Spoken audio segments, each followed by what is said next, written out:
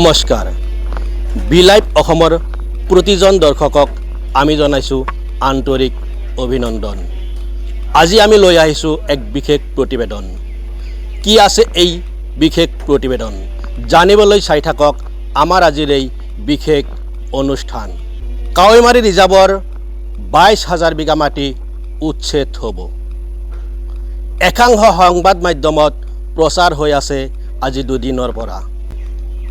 সেইসকল সংবাদ মাধ্যমে ক'ত পালে এই 22,000 বিঘা মাটি উচ্ছেদ হোৱাৰ তথ্য? কি তথ্য ভিত্তিক সেইসকল সংবাদ মাধ্যমে প্ৰচাৰ কৰি আছে কাৱৈমাৰী ৰিজাৰ্ভত 22,000 বিঘা মাটি উচ্ছেদ হ'ব?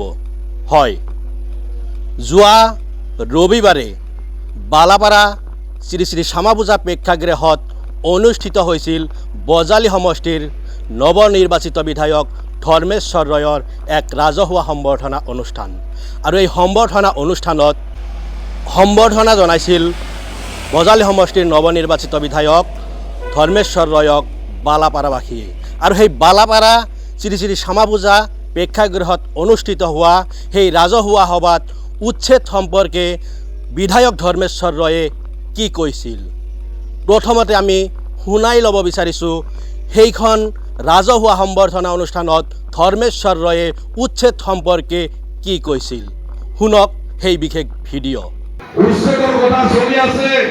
অবৈধ বেদখলকাৰীক উচ্ছেদ কৰি সেই মাটি খালাস কৰি আমাৰ বাবে যাতে সংস্থাপন পায়, ইণ্ডাষ্ট্ৰী খুলিব পাৰোঁ, বলি ফুটিৰ নিচিনা প্ৰকল্প স্থাপন কৰি আমাৰ ছাত্ৰ ছাত্ৰী সংস্থাপন দিব পাৰোঁ, তাৰ ব্যৱস্থা হাতে কামে আমি গ্ৰহণ কৰিম।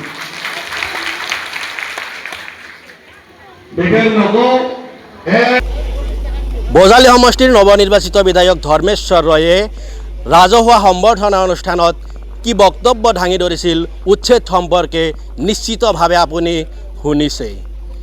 এই ভিডিঅ'টোত ক'তো নাই বিধায়ক ধৰ্মেশ্বৰ ৰয়ে কাৱৈমাৰী ৰিজাৰ্ভৰ 22,000 বিঘা মাটি উচ্ছেদ সম্পৰ্কে কোনো এক বাক্য।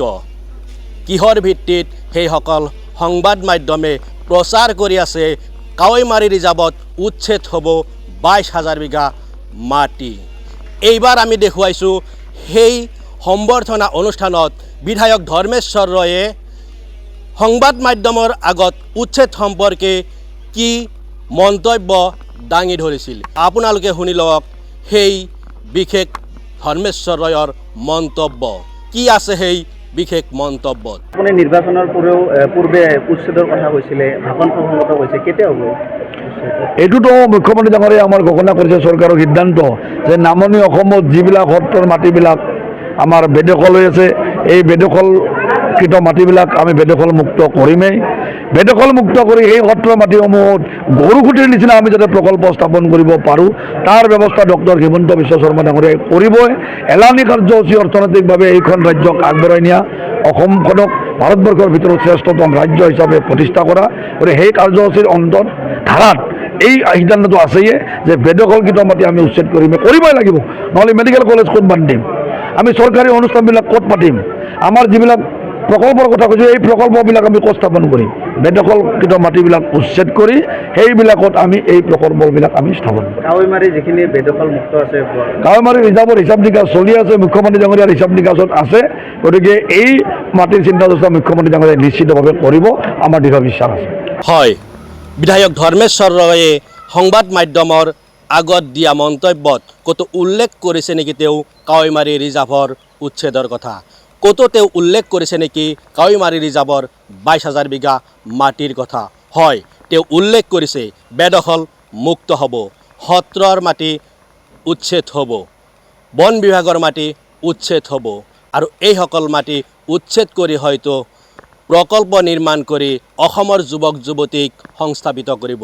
কিন্তু আজি দুদিন পূৰ্বে একাংশ সংবাদ মাধ্যমে প্ৰচাৰ কৰা কাৱৈমাৰী ৰিজাৰ্ভৰ 22,000 বিঘা মাটি উচ্ছেদ সম্পৰ্কে বাতৰি প্ৰচাৰ কৰি আছে। এতিয়া আপোনালোকে নিশ্চিতভাৱে উপলব্ধি কৰিব পাৰিছে যে ধৰ্মেশ্বৰ ৰয়ৰ সেই তথ্যভিত্তিক যদি তেওঁলোকে বাতৰি পৰিৱেশন কৰিছে, তেওঁলোকে এয়া অপপ্ৰচাৰ নে এয়া আন কিবা, সেয়া আপোনালোকৰ বিচাৰ্যৰ বিষয়। একাংশ সংবাদ মাধ্যমত প্ৰচাৰ হৈ আছে কাৱৈমাৰী ৰিজাৰ্ভৰ 22,000 বিঘা মাটিত আছে সন্দেহযুক্ত নাগৰিক। প্ৰকৃততে তেওঁলোক সন্দেহযুক্ত নে ভাৰতীয় নাগৰিক?